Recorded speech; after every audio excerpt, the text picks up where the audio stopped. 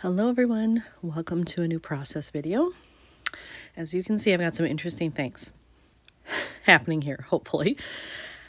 This is a 2-pager. These are photos from Brussels.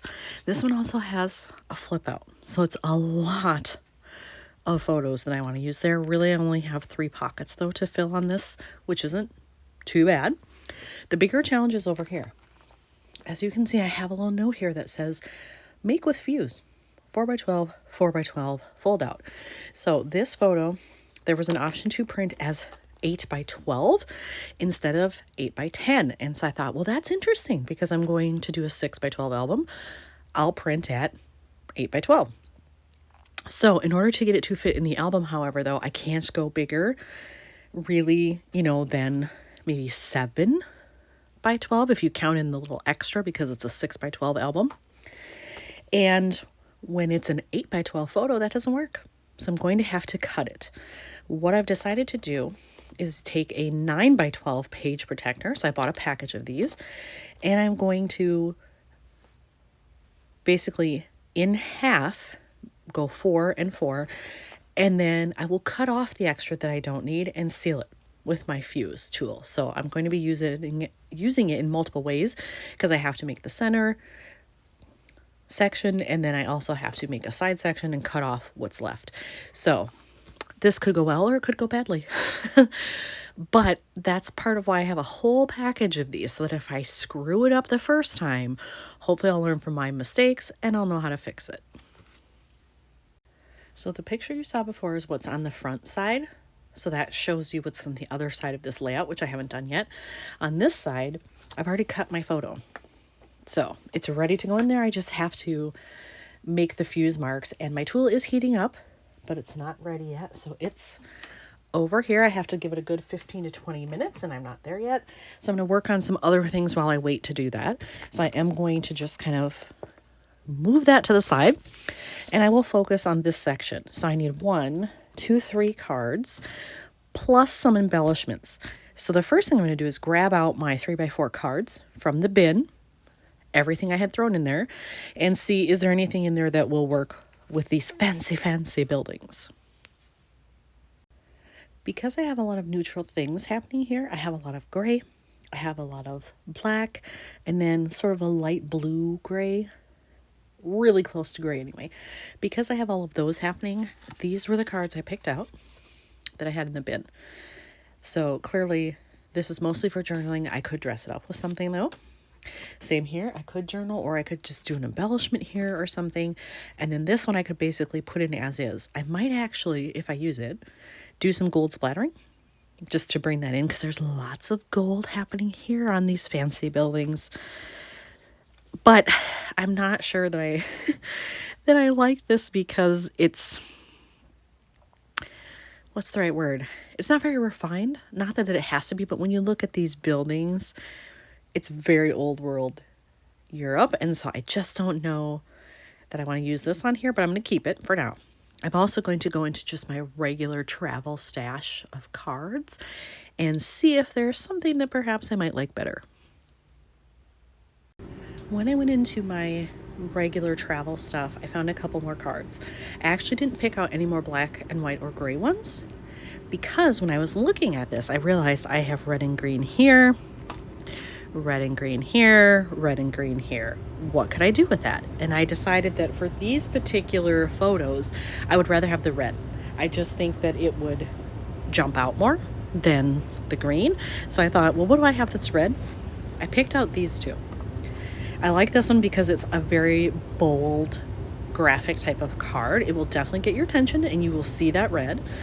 And then this one I like because it still has a block of that, but then leaves me room to journal, which I really like. So I think I'm going to use both of these. And actually, because this red kind of occurs in this lower half, this one, I think I'm just going to slide it in here now. So I'm pretty sure that that's where I would want it. And then it also leaves me lots of room to embellish. Like, look at this. I could definitely put something up here. There's a lot of dead space in the sky. I can find something red that will go there. So I have that.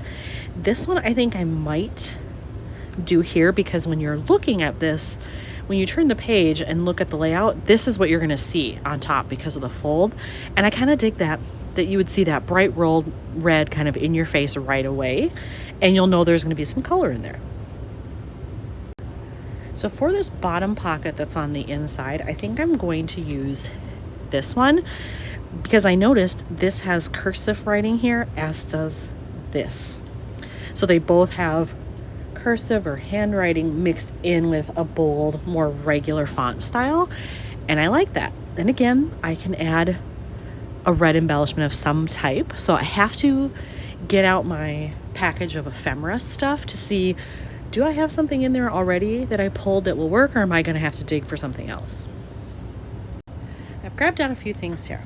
In my bin, these are the ephemera items I already had picked out that I thought were good for this particular trip, so I have those.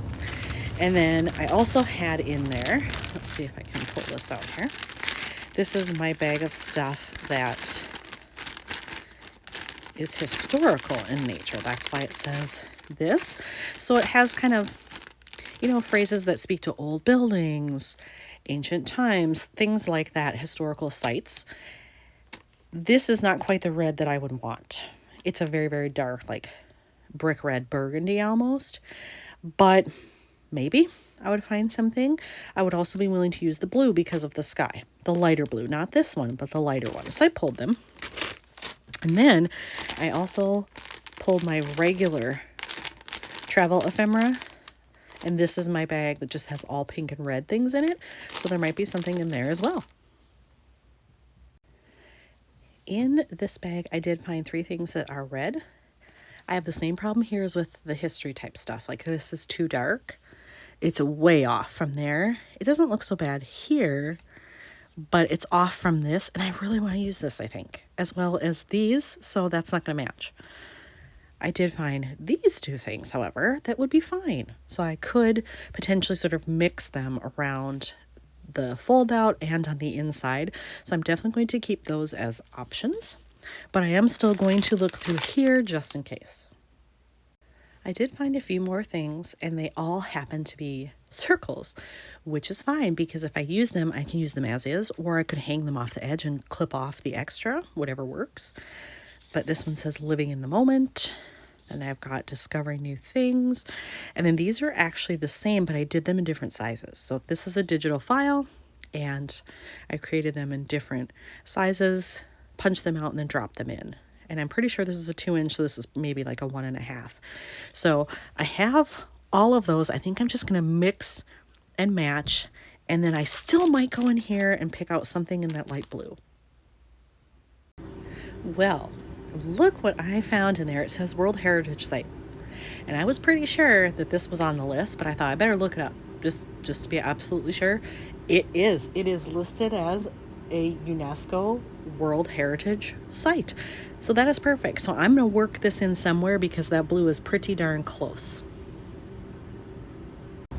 I did also put together this as a card. I like that on there. I am going to add some gold splattering. I already decided. I just haven't done it yet. So I did add that little phrase as well to this card, and now I'm going to do my ink splattering, and I'm going to do a little bit on all 3 cards. I'm using my Nuvo sparkle spray, and does it say the exact color on here? Sparkling Mimosa. All right, those are done, so you can see what I added on there. I'm going to let those dry a little bit, and then I'll be ready to move on. I have decided to add on these 2 phrases that will be on the inside, and I chose to put them there because I thought when this was closed, it looked weird to have them over here right next to that bright red that I have on the other card. So this way they're hidden, but when you open up the photo flip, you will be able to see it. All right, now that I've got the right side figured out, it's time to tackle the left side. So I'm almost ready to fuse my page protector. My fuse tool should be more than ready, but I want to have something red on this side as well, so everything kind of goes together. I think I'm going to use this because it also has that mix of cursive and regular style font. It's red, it's got a little white, and I have white going on all the other ones. I think that's probably a fairly decent mix. So this side likely will not have anything unless I add something at the bottom, but because I've got this dead space up here, it perfectly lends itself to add that right there. Okay, people, so I know I have a scoring blade for this somewhere, but when I want it, do you think I can find it? No, of course not. So what I've done here is I've aligned this to about 4 1/8 because I want to make sure I have a little bit of extra room when I use the fuse tool. And I've marked it off at the top with pen so I can see it, but very small, very lightly.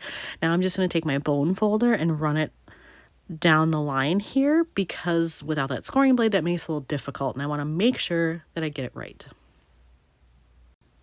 All right, so hopefully you can see now. There's the mark. So that will give me a very clear line to follow when I'm actually using the tool. All right, I did the fusing. If you look really closely, you can see I had a little bit of trouble right here.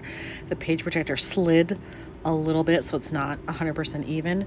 But as with many things, it's not enough to bother me, like to make me redo it. So I'm gonna stick with this one.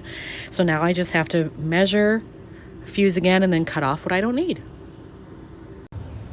All right, all the seams are done. I did notice when I put this up to this page protector that this one is a little bit taller. So I'm actually going to use my trimmer and I'm going to cut off a little bit at the top. Now, does it scare me a little bit to cut into a page protector? Yes, it does. Is that going to stop me? No. All right, now you can see here's my edge over here. This is what I cut off that I didn't need. And now it is perfectly sized for what I wanted. All right, now that I have everything done, this will actually fold over. So this is what you'll see in the book when it's in there, but then that will pop open. You'll see the other side. That's what I wanted. This is the other side, which I'll figure out how to embellish that later because it goes with the previous layout. But hopefully this lets you see that, is it a little extra work to make your own page protector and have it fit what you want? Yes. But is it worth it? Also yes, in my opinion. So if you have a fuse tool, now you know you can make your own to any size you want and hopefully get a great layout out of it. So here's another one done for Brussels. Thanks for watching.